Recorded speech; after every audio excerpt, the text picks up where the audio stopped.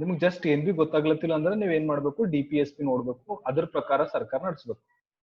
Okay, so ಅಂದ್ರೆ ನಿಮ್ಗೆ ಏನಾರ ಕನ್ಫ್ಯೂಷನ್ ಆಗ್ಲತ್ತು ಯಾವ ರೀತಿನ ಲಾ ಮಾಡ್ಬೇಕು, ಯಾವ ರೀತಿನ ಜನರಿಗೆ ಹೆಲ್ಪ್ ಮಾಡ್ಬೇಕು, ಯಾವ ರೀತಿನ ಇದು ಮಾಡ್ಬೇಕು, ಅವಾಗ ನೀವೇನ್ ಮಾಡ್ಬೇಕು ಅಂದ್ರೆ DPSP ನೋಡಿ ಅದೇನ್ ಮಾಡ್ತಾರೆ, ಕಾನೂನು ನಡೆಸ್ತಾರೆ.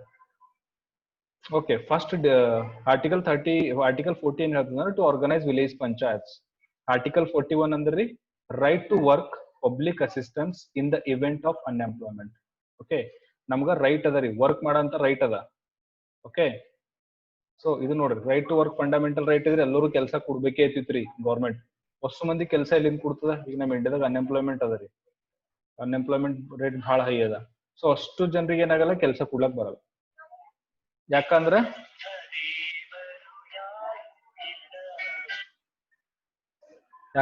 ಇದೇನದ ರೀ, directive principle of state policy ಇದೆ.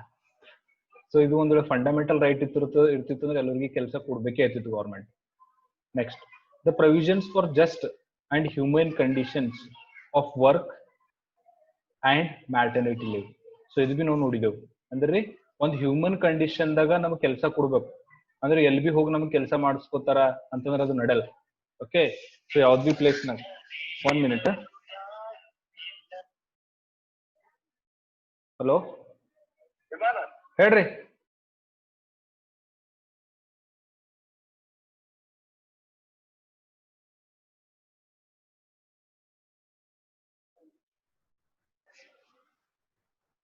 Okay, so living wage for workers. So article provisions for human conditions of work and maternity leave ಅಂತಂದ್ರೆ ನಮ್ಗೊಂದು ಒಳ್ಳೆ ಹ್ಯೂಮನ್ ಕಂಡೀಷನ್ ದಾಗ ಕೆಲಸ ಕೊಡ್ಬೇಕು ಮತ್ತೆ ಮ್ಯಾಟರ್ನಿಟಿ ಲೀವ್ ಸಿಗ್ಬೇಕ್ರಿ ನಮಗೆ. Okay, during pregnancy and all the leave must be there. So living wage for the workers, wages ಎಷ್ಟು ವೇಜ್ ಅದ ಆ ವೇಜಿನ ಪ್ರಕಾರ ನಮ್ಗೆ ಏನ್ ಸಿಗ್ಬೇಕ್ರಿ ಅಂದ್ರೆ ಅರ್ಥ ಏನು, ಎಷ್ಟು ನಮ್ ಕೆಲಸ ಹ್ಯಾಂಗ್ ಅದ ಅದ್ರ ಪ್ರಕಾರ ನಮ್ಗೆ ವೇಜಸ್ ಸಿಗ್ಬೇಕು. ಅಂತಂದ್ರ ನಾವ್ ವೇಜಸ್ ಇಲ್ಲದೇನೆ ಕೆಲಸ ಮಾಡಿಸ್ಕೋತೀವಿ ಅಂದ್ರೆ ನಡೆಯಲ್ಲ. You have to pay him. ನೀವು ಯಾರ್ಯಾರ ಕೆಲ್ಸಕ್ಕೆ ಇಟ್ಕೊಂಡ್ರಿ ಅಂದ್ರೆ ಕೆಲ್ಸಕ್ಕ ದುಡ್ಡು ಪೇ ಮಾಡ್ಲೇಬೇಕು ಗೌರ್ಮೆಂಟ್ ದವ್ರು. So uniform civil code for the whole country means ಎಲ್ಲಾ ಕಂಟ್ರಿ ಒಳಗ್ರಿ ಯೂನಿಫಾರ್ಮ್ ಸಿವಿಲ್ ಕೋಡ್ ಇರ್ಬೇಕು. ಓಕೆ, ಕಂಟ್ರಿದಾಗ ಏನ್ ಬಿ ಅದಂತಂದ್ರೆ ಸಿವಿಲ್ ಕೋಡ್ ಅಂದ್ರೆ ಅರ್ಥ ಏನ್ರಿ, ಕಾನೂನ್. ಓಕೆ, ಈಗ ಎಕ್ಸಾಂಪಲ್ 1 ಮಿನಿಟ್.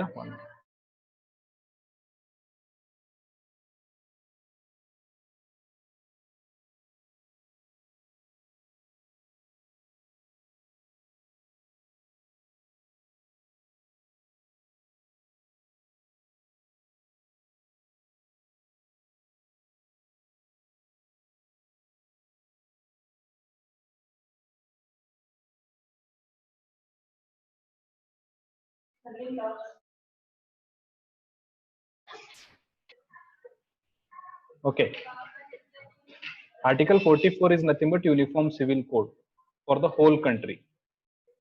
ಅಂದ್ರೆ ಅರ್ಥ ಏನ್ರಿ, ಒಂದ್ ಕಂಟ್ರಿ ಅದ ಅಂತಂದ್ರ ಈ ಜಗದಾಗ ಬಿ ಸೇಮೇ ಕಾನೂನು, ಈ ಜಗದಾಗ ಬಿ ಸೇಮ್ ಕಾನೂನು, ಎಲ್ಲಾ ಕಡೆ ಸೇಮ್ ಕಾನೂನು. ಈಗ ಹಂಗ ಇರಲ್ರಿ, ಯೂನಿಫಾರ್ಮ್ ಸಿವಿಲ್ ಕೋಡ್ ಇಲ್ಲ.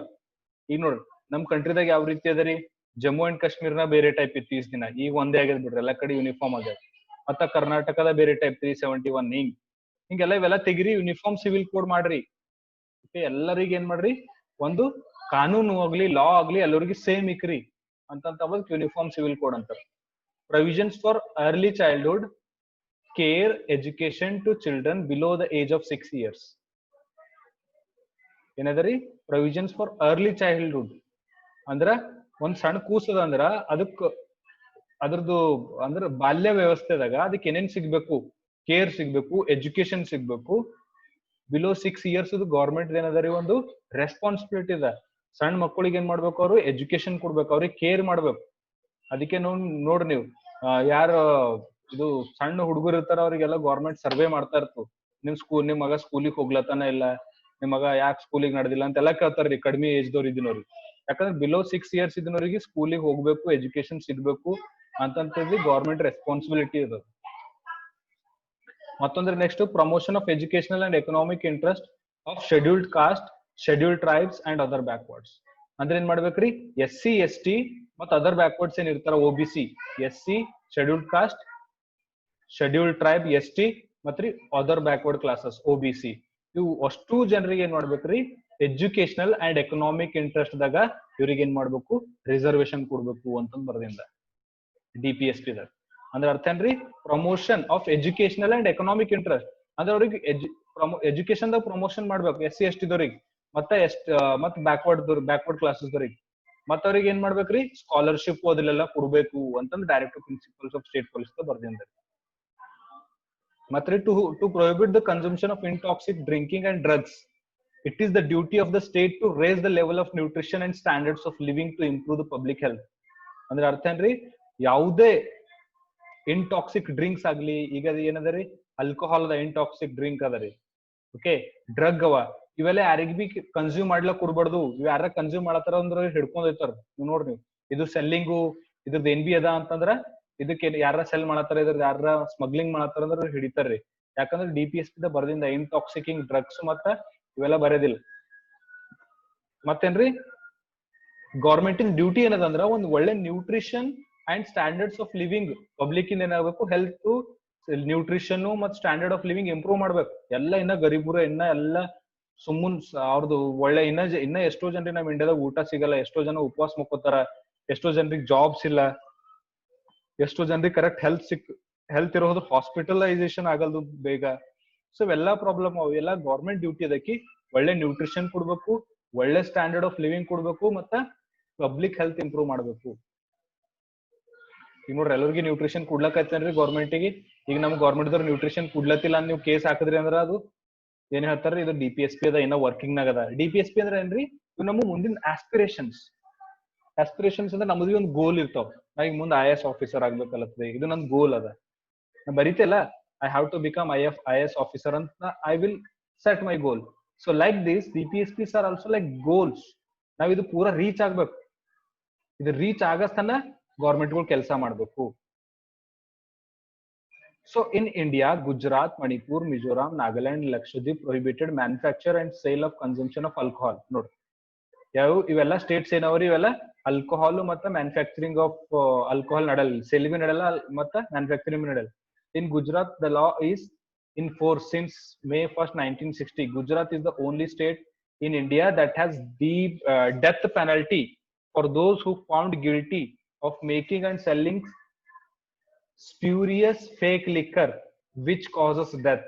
This was done by amending the Bombay Prohibition Bill 2009. 1960 ಒಳಗಿನ ಹಿಡಿದು ಗುಜರಾತ್ ಒಳಗೆ ಏನದರಿ ಒಂದು ಲಾ ಅದ. ಏನದ ಅಂದ್ರ, ಲಿಕ್ಕರ್ ಯಾರ್ ಬಿ ಸ್ಪ್ಯೂರಿಯಸ್ ಅಂದ್ರೆ ಫೇಕ್ ಲಿಕ್ಕರ್ ಯಾರ್ ಬಿ ಏನ್ ಮಾಡೋದ್ರಲ್ಲಿ ಸೇಲ್ ಮಾಡೋದಿಲ್ಲ. ಒಂದ್ ವೇಳೆ ಯಾರ ಸೇಲ್ ಮಾಡ್ಲತ್ತಾರ ಫೇಕ್ ಲಿಕ್ಕರ್ ಅಂದ್ರೆ ಸೀದಾ ಡೆತ್ ಪೆನಲ್ಟಿನೇ ಅದ ಗುಜರಾತ್ದಾಗ. ಸೊ ಇಂಥ ರೂಲ್ಗಳು ಮಾಡ್ರಿ. ಆಲ್ಕೋಹಾಲ್ ಕನ್ಸಂಪ್ಷನ್ ಕಡಿಮೆ ಆಗ್ಬೇಕು, ಡ್ರಗ್ಸ್ ಸ್ಮಗ್ಲಿಂಗ್ ಕಡಿಮೆ ಆಗ್ಬೇಕು, ಡ್ರಗ್ಸ್ ಕನ್ಸಂಪ್ಷನ್ ಕಡಿಮೆ ಆಗ್ಬೇಕು ಅಂತಂದ್ ಗೌರ್ಮೆಂಟ್ ಏನ್ ಮಾಡ್ತದ್ರಿ, ಗೌರ್ಮೆಂಟಿಗೆ DPSP ಹೇಳ್ತದ. ಸೊ ಅದ್ರ ಪ್ರಕಾರ ಗುಜರಾತ್ ಏನ್ ತಗೊಂಡಿದೆ ಸ್ಟೆಪ್, ಓನ್ಲಿ ಇಂಡಿಯಾದಾಗ ಒಂದೇ ಸ್ಟೇಟ್ ಅದಕ್ಕೆ ಅಲ್ಲಿ ಡೆತ್ ಪೆನಲ್ಟಿ ಅದ ಒಂದ್ ವೇಳೆ ಅವ್ರು ಇದು ಮಾಡಿದ್ರು ಅಂದ್ರೆ. So next, the Bombay Prohibition Act 1949 is still in operation in both Maharashtra and Gujarat. ಈ ಬಾಂಬೆ ಪ್ರೊಹಿಬಿಷನ್ ಆಕ್ಟ್ ಅಂತ ಅರ್ಥ ಏನ್ರಿ, ಇದೆ ಅಂದ್ರೆ ಫೇಕ್ ಲಿಕ್ಕರ್ ಸೇಲ್ ಮಾಡೋದು ಎಲ್ಲಿ ಅಲವ್ ಇಲ್ಲ. ಎಲ್ಲಿ ಬಾಂಬೆ ಪ್ರೊಹಿಬಿಷನ್ ಆಕ್ಟ್ ಇನ್ ಹೆಸರೇ ಏನ್ರಿ, ಫೇಕ್ ಲಿಕ್ಕರ್ ಮಾರೋದಿಲ್ಲ ಅಂಬದ್ ಹೆಸರೇ ಬಾಂಬೆ ಪ್ರೊಹಿಬಿಷನ್ ಆಕ್ಟ್ ಅಂತ ಕೊಟ್ಟರ್ರಿ. ಸೊ ಅದು ಇನ್ನ ಬಿ ಮಹಾರಾಷ್ಟ್ರ ಮತ್ತು ಗುಜರಾತ್ದಾಗ ಅದು ಇನ್ನ ಬಿ ಚಾಲನೆದಾಗ ಅದ ರೀ. Okay, note, the Bangaram Island is the only place in Lakshadweep where the consumption is permitted. So Bangaram ಅಂತ ಐಲ್ಯಾಂಡ್ ಅದರಿ, ಓಕೆ, ಲಕ್ಷದ್ವೀಪ್ ದಾಗ. ಅಲ್ಲಿ ಕನ್ಸಂಪ್ಷನ್ ಏನದರಿ, ಅಲ್ಲಿ ಆಲ್ಕೋಹಾಲ್ ಕನ್ಸಂಪ್ಷನ್ ಪರ್ಮಿಷನ್ ಅದಲ್ಲಿ. ಓಕೆ, ಇವೆಲ್ಲ ನಮ್ ಜಸ್ಟ್ ಫ್ಯಾಕ್ಚುಯಲ್ ಡೇಟಾ ಅದ್ರಿ. ಈಗ ನಾವು 48 ನೋಡ್ದೇವ್ ಅಂತಂದ್ರ,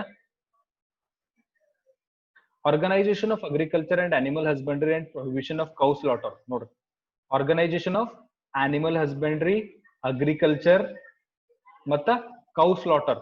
ಈಗ ಇವ್ ಕೌ ಅಂತಿರ್ತವಲ್ರಿ, ಕೌವಿಗೆಲ್ಲ ಹೊಡಿತಾರ್ರಿ. ಕೌವಿಗೆಲ್ಲ ಏನ್ ಮಾಡ್ತಾರ, ಅವಕ್ಕೆಲ್ಲ ಹೊಡೆದು ಅದ್ರದ್ದೆಲ್ಲ ಬೀಫ್ ಎಲ್ಲ ಮಾರ್ತಾ ಇರ್ತಾರ. ಸೊ ಅದಕ್ ಬಿ ಏನ್ ಮಾಡ್ರಿ, ನೀವು ಪ್ರೊಹಿಬಿಷನ್ ಮಾಡ್ರಿ ಅಂತಂತ ಅದರಿ. ಬಟ್ ನಮ್ ಕರ್ನಾಟಕದಾಗ ಇದು ಪ್ರೊಹಿಬಿಷನ್ ಇಲ್ಲ, ಕರ್ನಾಟಕದಾಗ ಅಲವ್ ಅದರಿ. ಓಕೆ, ಈಗ ನೀವು ಹೋದ್ರಿ ಉತ್ತರ ಪ್ರದೇಶ ಆ ಕಡೆ ಎಲ್ಲ ಹೋದ್ರಿ ಅಂದ್ರೆ ಕೌ ಸ್ಲಾಟರ್ ಏನದ್ರಿ ಪೂರಾ ಬ್ಯಾನ್ ಅದಲ್ಲಿ.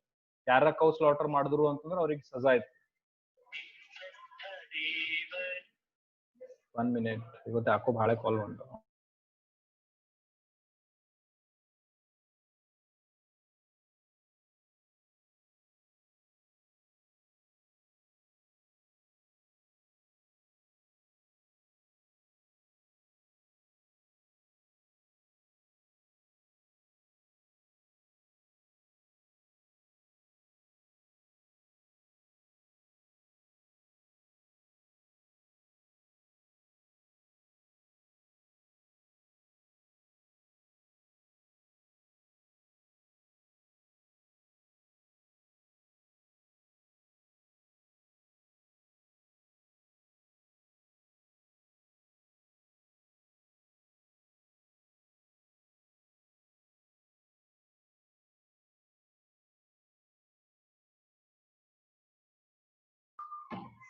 Okay, so protection of agriculture ಮತ್ರಿ ಆನಿಮಲ್ ಹಸ್ಬೆಂಡ್ರಿ ಇವಕ್ಕೆಲ್ಲ ಪ್ರಮೋಷನ್ ಮಾಡ್ಬೇಕು.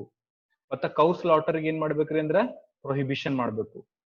ಅಗ್ರಿಕಲ್ಚರ್ ಪ್ರಮೋಷನ್ ಮಾಡ್ಬೇಕು, organisation of animal husbandry promotion ಮಾಡ್ಬೇಕು, ಬಟ್ ಕೌಸ್ಗಳಿಗೆಲ್ಲ ಸ್ಲಾಟರ್ ಮಾಡೋದು ನಾವೇನ್ ಮಾಡ್ಬೇಕ್ರಿ ಅದಕ್ಕ ನಿರ್ಬಂಧ ಮಾಡ್ಬೇಕು ಅಂತಂತ್ರಿ DPSP ಹೇಳ್ತದೆ.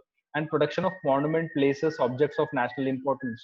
ಈಗ ನಮ್ದು ತಾಜ್ ಮಹಲ್ ಅವರಿ, ಮತ್ತ ಡೆಲ್ಲಿದಾಗ ಒಳ್ಳೆ ಒಳ್ಳೆ ಮಾನ್ಯುಮೆಂಟ್ ಪ್ಲೇಸಸ್ ಅವ, ಅವಕ್ಕೆಲ್ಲ ನಾವು ಪ್ರೊಟೆಕ್ಟ್ ಮಾಡ್ಬೇಕ್ರಿ, ಅವಕ್ಕೆಲ್ಲ ಹೋಗಿ ಹಾಳು ಮಾಡೋದಿಲ್ಲ. ಸೊ ಗೌರ್ಮೆಂಟ್ ಅದಕ್ಕೆಲ್ಲ ಪ್ರೊಟೆಕ್ಟ್ ಮಾಡ್ಬೇಕು. ರೀಸೆಂಟ್ಲಿ ಏನಾಗಿತ್ತು ಗೊತ್ತದ್ರಿ, ತಾಜ್ ಮಹಲ್ ಏನದ ನೋಡ್ರಿ, ತಾಜ್ ಮಹಲ್ ಕಂಟಿನ್ಯೂಸ್ಲಿ ಆಸಿಡ್ ರೈನ್ಲಿಂದ ಏನಲ್ಲತ್ತದ್ರಿ, ಕರೋಷನ್ ಅಲ್ಲತ್ತದ. ತಾಜ್ ಮಹಲ್ ಅದ್ರ ಶೈನಿಂಗ್ ನಡ್ದದ್ರಿ. ಗೌರ್ಮೆಂಟ್ ದವ್ರು ಏನ್ ಸ್ಟೆಪ್ಸ್ ತಗೊಂಡ್ ಹೊಂಟ್ರ. ಅವಾಗ ಸುಪ್ರೀಂ ಕೋರ್ಟ್ ದವ್ರು ಕರ್ದ ಏನಂದ್ರು ಅಂದ್ರ ಗೌರ್ಮೆಂಟ್ ದವ್ರಿಗೆ, ನಿಮ್ಗೆ DPSP ಏನ್ ಹೇಳ್ತದ, ಪ್ರೊಟೆಕ್ಷನ್ ಮಾಡ್ಬೇಕು ನೀವು ಮಾನ್ಯುಮೆಂಟ್ಸ್ ಪ್ಲೇಸಸ್ ಗಳಿಗೆ, ಮತ್ ನ್ಯಾಷನಲ್ ಇಂಪಾರ್ಟೆನ್ಸ್ ಏನೇನ್ ಪ್ಲೇಸ್ ಅವಕ್ಕೆಲ್ಲ ಪ್ರೊಟೆಕ್ಷನ್ ಮಾಡ್ಬೇಕು, ಸೀದಾ ಅದ್ರದ್ದು ಏನಾದ್ರು ಆಕ್ಷನ್ ತಕೋರಿ ಅಂತಂದ್ ಸುಪ್ರೀಂ ಕೋರ್ಟ್ ಕರ್ದಿ ಗೌರ್ಮೆಂಟ್ ದವ್ರಿಗೆ ಬೈದದ್ರಿ ಮನ್.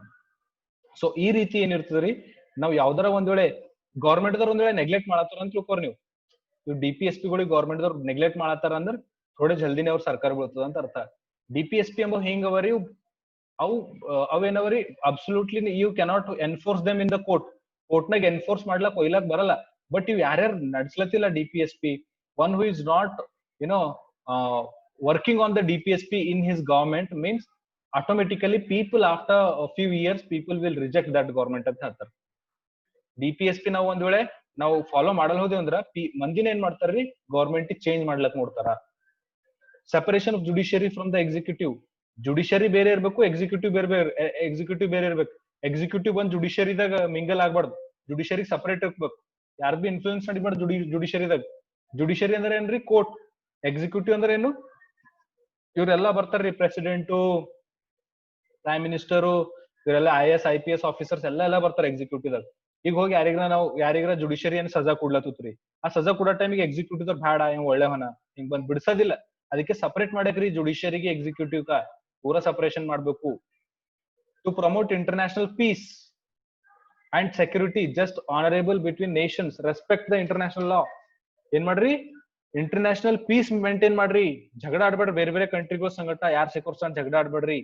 ಸೆಕ್ಯೂರಿಟಿ ಮೇಂಟೈನ್ ಮಾಡ್ಕೋರಿ, ಎಲ್ಲಾ ಕಂಟ್ರಿಗಳಿಗೆ ರೆಸ್ಪೆಕ್ಟ್ ಮಾಡ್ರಿ, ಮತ್ತೆ ಇಂಟರ್ನ್ಯಾಷನಲ್ ಲಾಸ್ ಏನೋ ಅವಕ್ ಬಿ ರೆಸ್ಪೆಕ್ಟ್ ಮಾಡ್ರಿ, ಒಬ್ರದೊಬ್ರು ರೆಸ್ಪೆಕ್ಟ್ ನಾಗ ಇರ್ರಿ ಅಂತ ಹೇಳ್ತದ್ರಿ.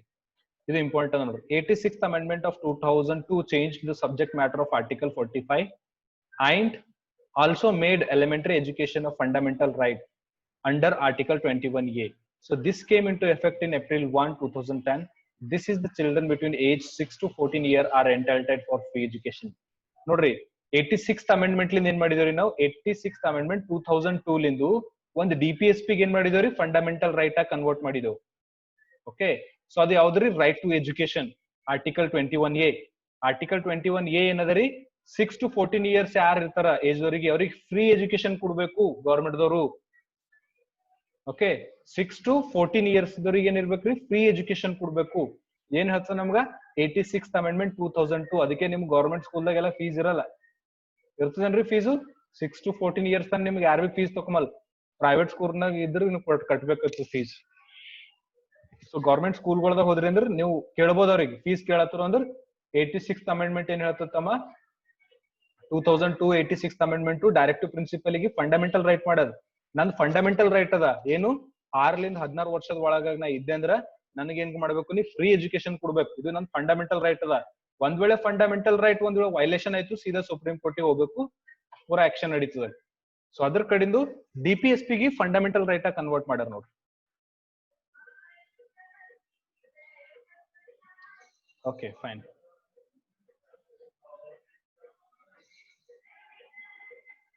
So this is about the directive principles of state policy. So if you see, directive principles are very very important to run the government.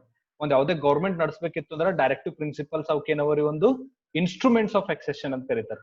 ಈಗ ನೀವು ಒಂದ್ ಏನಾರ ನಡೆಸಬೇಕಿತ್ತು ನಮ್ಗಂದ್ರೆ ಇನ್ಸ್ಟ್ರೂಮೆಂಟ್ ಬೇಕಲ್ಲ, ಒಂದ್ ಸ್ಕೂಲ್ ನಡೆಸಬೇಕಿತ್ತು ನಿಮ್ಗೆ ಬೋರ್ಡ್ ಬೇಕು, ಚಾಕ್ಪೀಸ್ ಬೇಕು, ಟೀಚರ್ಸ್ ಬೇಕು. ಅದೇ ರೀತಿ ಒಂದ್ ಗೌರ್ಮೆಂಟ್ ನಡ್ಸ್ಲಕ್ ಏನ್ ಬೇಕ್ರಿ, directive principles of state policy ಬೇಕು. ಒಂದ್ ವೇಳೆ ಇವ್ ಇರ್ತಿದಿಲ್ಲ ಅಂದ್ರೆ ಗೌರ್ಮೆಂಟ್ ಬಹಳ ಟಫ್ ಆಯ್ತಿತ್ತು ಯಾವ್ದು ಡಿಸಿಷನ್ ಮಾಡ್ಬೇಕು ಯಾವ್ದು ಡಿಸಿಷನ್ ಮಾಡ್ಬಾರ್ದು ಅಂತ. ಸೊ ಅದಕ್ಕೆ ಗೌರ್ಮೆಂಟ್ ಏನ್ ಮಾಡ್ಬೇಕ್ರಿ, DPSP ಗಳಿಗೆ ವರ್ಕ್ ಹಾರ್ಡ್ ಮಾಡ್ಬೇಕು ಇದ್ರ ಮೇಲೆ. ಒಂದ್ ವೇಳೆ ಈ DPSP ತಪ್ಪಲೆ ಗೌರ್ಮೆಂಟ್ ವರ್ಕ್ ಮಾಡತ್ತಂದ್ರ ನಮ್ ಕಂಟ್ರಿ ಏನೈತಿದ್ರಿ ಒಂದ್ ಒಳ್ಳೆ ಬೆಳವಣಿಗೆ ಕಡೆ ಹೋಗ್ತದ ಅಂತ ನಾವ್ ಹೇಳ್ಬೋದು. ಮತ್ ನಾವ್ ನೆಕ್ಸ್ಟ್ ನೋಡ್ಬೇಕಿತ್ತು ಅಂತಂದ್ರ will see one more topic today, that is preamble. Preamble ಅಂದ್ರೆ ಏನು ನೋಡ್ರಿ. ನೋಡ್ರಿ ಪ್ರಿಯಂಬಲ್ ಅಂದ್ರೆ ಅರ್ಥ ಏನ್ರಿ ಅಂದ್ರೆ ಒಂದ್ ಹೆಡ್ಡಿಂಗ್ ರೀ. ನಮ್ ಇಂಡಿಯನ್ ಕಾನ್ಸ್ಟಿಟ್ಯೂಷನ್ ರೆಡಿ ಮಾಡಪ್ಪರಿ ಒಂದ್ ಹೆಡ್ಡಿಂಗ್ ಬರ್ದ್ರಿ ಅದ್ರ ಮ್ಯಾಲ. ಈಗ ನೀವು ಯಾವ್ದಾರ ಒಂದ್ ಬುಕ್ ಬರ್ಲೇತೀರಿ, ಏನ್ ಬರೀತೀರಿ, if I am writing any story I will give the heading to that story. ಅದು ಒಂದ್ ನಾವೇನ್ ಮಾಡ್ತೀವಿ, ಹೆಡ್ಡಿಂಗ್ ಕೊಡ್ತೇವೆ, ಅದ್ರದೊಂದು ಒಂದು ಅದಕ್ಕೊಂದು ಸ್ಟೇಟಸ್ ಕೊಡ್ತೇವೆ, ಅದ್ರದೊಂದು ಅದಕ್ಕೆ ಏನಂದ್ರಿ ಕನ್ನಡದಾಗ, ಐ ಡೋಂಟ್ ನೋ ದಟ್ ಕನ್ನಡದಾಗ ಏನ್ ವರ್ಡ್ ಅಂತಾರಂತ, but we give some name to that. So ಅದೇ ರೀತಿ ನಮ್ ಕಾನ್ಸ್ಟಿಟ್ಯೂಷನ್ ದಾಗ್ರಿ ಒಂದ್ ಹೆಡ್ಡಿಂಗ್ ಕೊಟ್ಟಿಂದ ಅದಕ್ಕೆ ಏನಂತಾರೆ ಪ್ರಿಯಂಬಲ್ ಅಂತ ಕರೀತಾರೆ. Introduction of preamble in the constitution. Preamble is the introduction to the constitution. Preamble ಅಂದ್ರೆ ಏನ್ರಿ, ನಮ್ ಕಾನ್ಸ್ಟಿಟ್ಯೂಷನ್ ಯಾವ ರೀತಿ ಅದ ಅಂತ ಇಂಟ್ರೊಡಕ್ಷನ್ ಮಾಡ್ತಾರೆ. ಈಗ example, if I want to tell something about Fareen and Geeta, ಅವ್ರ ಬಗ್ಗೆದಾಗ ಇಂಟ್ರೊಡಕ್ಷನ್ ಇರ್ತಾರೆ, ಪೂರಾ ಅವ್ರ ಲೈಫ್ ಅಲ್ಲಿ ಹೇಳೋದ್ ಹತ್ತೇನ್ರಿ. ಇನ್ನು Geeta, what she has done, she is of 21 year age and she has done BSc, ಇದು ಹೇಳಿದ್ರೆ ಇದು ಇಂಟ್ರೊಡಕ್ಷನ್ ಐತ್ರಿ ಅವ್ರ ಬಗ್ಗೆದಾಗ. ಸೊ ಅದೇ ರೀತಿ ನಮ್ ಕಾನ್ಸ್ಟಿಟ್ಯೂಷನ್ ಬಗ್ಗೆದಾಗ ಇಂಟ್ರೊಡಕ್ಷನ್ ಏನದ ಇದು ಅದ ರೀ, ಪ್ರಿಯಂಬಲ್ ರೀ, introduction to the constitution. So ಏನ್ ಹೇಳ್ತದ, this is the modified version of the objective resolution that was moved by the Jawaharlal Nehru on 1346 December 13 1946 and adopted by the Constituent Assembly on the January 22 1947. ಅಂದ್ರೆ ಇದು ಏನ್ ಮಾಡ್ಯಾರ್ರಿ, ಜವಾಹರ್ಲಾಲ್ ನೆಹರು ಅವ್ರು ಏನ್ ಮಾಡ್ಯಾರ್ರಿ, ಇದಕ್ಕ ರೆಸೊಲ್ಯೂಷನ್ ಪಾಸ್ ಮಾಡಿದ ಕಡಿಂದು ಇದು ನಮ್ಮ ಇಂಡಿಯನ್ ಕಾನ್ಸ್ಟಿಟ್ಯೂಷನ್ ದಾಗ ಅಡಾಪ್ಟ್ ಮಾಡ್ಕೊಡಿಂದ. ಪ್ಲೀಸ್ ರಿಮೆಂಬರ್ ದ ಡೇಟ್ಸ್, ಅಂದ್ರೆ ಡೇಟ್ಸ್ ಇಂಪಾರ್ಟೆಂಟ್ ಅವ್ ನೋಡ್ರಿ. ಅಂದ್ರೆ this is the modified version of objective resolution ಅಂತ ಪೈಲೆ ಹೆಸರು ಇತ್ರಿ, ಅದು ಮಾಡಿಫೈಡ್ ವರ್ಜನ್ ಮಾಡಿದ್ ಪ್ರಿಯಾಂಬಲ್ ಅಂತ ಇಕ್ಕಿದೆವು. ಯಾವಾಗ ಅಂದ್ರ ಡಿಸೆಂಬರ್ 13 1946 ಒಳಗ. ನಮಗ್ ಸ್ವಾತಂತ್ರ್ಯ ಯಾವಾಗ ಸಿಕ್ಕ್ಯದ 1947 ಒಳಗ. ಅಂದ್ರ ಒಂದ್ ವರ್ಷ ಪೈಲೆ ಏನ್ ಮಾಡಿದ್ರಿ, ಇದು ರೆಸೊಲ್ಯೂಷನ್ ಪಾಸ್ ಮಾಡಿ ಹಾಕಿಂದದ. ಕಾನ್ಸ್ಟಿಟ್ಯೂಷನ್ ಎಲ್ಲ ರೆಡಿ ಮಾಡಿದ ಮೇಲೆ ಪೂರಾ, okay sorry not constitution ready ಆಗಿದ್ದಿಲ್ಲ ನಾವಾಗ, ಅವಾಗ ರೆಸೊಲ್ಯೂಷನ್ ಪಾಸ್ ಮಾಡಿ ಅಪ್ಲೈ ಮಾಡ್ಕೊಂಡಿದ್ ಇರ್ತೀರಿ. ಅಂಡ್ ಇದೇನದರಿ, ಕಾನ್ಸ್ಟಿಟ್ಯೂಂಟ್ ಅಸೆಂಬ್ಲಿ ಯಾವಾಗ ಅಕ್ಸೆಪ್ಟ್ ಮಾಡಿದಂದ್ರ 22 1947 ದಾಗ it has been accepted.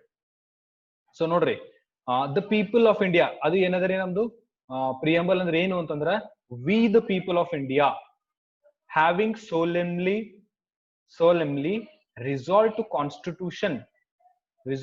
constituent India into a sovereign, socialist, secular, democratic republic and to secure to all its citizens. ಇದು ನಮ್ದು ಹೆಡ್ಡಿಂಗ್ ಅದರಿ. Okay, so this is a heading of our constitution. ಇದು ರೀ, okay, V the people of India have solemnly resolved to the constituent India and sovereign, socialist, secular, democratic. ಇದು ನಾವು ಕನ್ನಡದ ನೋಡ್ರಿ best ಗೊತ್ತಾಯ್ತು. ನಾವು ಕನ್ನಡದಾಗ ಅಂದ್ರೆ ಸ್ವಲ್ಪ ನಮಗೆ language will change to Kannada. Okay, ಪೀಠಿಕೆ ಅಂತಾರ ನೋಡ್ರಿ ಕನ್ನಡದಾಗ, ಸಾರಿ ಅದಕ್ಕೆ ಪೀಠಿಕೆ ಅಂತಾರ್ರಿ. ಇದು ಉದ್ದೇಶಗಳ ನಿರ್ಣಯದ ಮಾರ್ಪಡಿಸಿದ ಆವೃತ್ತಿ ಆಗಿದ್ದು, ಸಾರಿ ಕೆಳಗದ, ನಾವು ಭಾರತದ ಜನರು ಭಾರತವನ್ನು ಸಾರ್ವಭೌಮ, ಸಮಾಜವಾದಿ, ಜಾತ್ಯತೀತ, ಪ್ರಜಾಪ್ರಭುತ್ವ ಗಣರಾಜ್ಯವಾಗಿ ರೂಪಿಸಲು ಮತ್ತು ಅದರ ಎಲ್ಲಾ ನಾಗರಿಕರಿಗೆ ಸುರಕ್ಷಿತವಾಗಿರಲು ದೃಢ ನಿಶ್ಚಯವನ್ನು ಹೊಂದಿದ್ದೇವೆ. ಇದು ನೀವು ಬಹಾಟ್ ಮಾಡ್ಬೇಕು. ಆಕ್ಚುಲಿ ಎಲ್ಲಾ ಇಂಡಿಯನ್ಸಿಗೆ ಇದು ಬಹಾಟ್ ಮಾಡ್ಬೇಕು. ಯಾವುದು, ಕನ್ನಡದಾಗ ಮತ್ತೆ ಹಿಂದಿ ಇಂಗ್ಲಿಷ್ನಾಗ. ನಾವು ಬೈ ಹಾರ್ಟ್ ಮಾಡ್ದೇವು ಅಂದ್ರೆ ಇಟ್ ಈಸ್ ವೆರಿ ಬೆಸ್ಟ್. ನಾವು ಭಾರತದ ಜನರು, ಭಾರತ ದೇಶನು ಸಮಾಜವಾದಿ, ಜಾತ್ಯತೀತ ಅಂದ್ರೆ ನಾವು ಜಾತಿ ಧರ್ಮ ನೋಡಲೇವು, ಸಮಾಜವಾದಿ ನಮ್ ಇಂಡಿಯಾದಾಗ ಇದು ಮಾಡ್ತೇವು ಸಮಾಜವಾದಿ, ಮತ್ತ ನಮ್ ಇಂಡಿಯಾದಾಗ ಎಲ್ಲರೂ ಒಂದೇ ಅಂತ ಇರ್ತೇವು, ಬ್ರದರ್ಹುಡ್ ಇರ್ತದ ಅಂತಂತ ಹೇಳ್ತಾರ್ರಿ. ಅಥವಾ ನೆಕ್ಸ್ಟ್ ನಾವು ಇಂಗ್ಲಿಷ್ನಾಗ ಇದೆ ಮುಂದಕ್ಕೆ ಕಂಟಿನ್ಯೂ ಮಾಡ್ದೇವು ಅಂತಂದ್ರ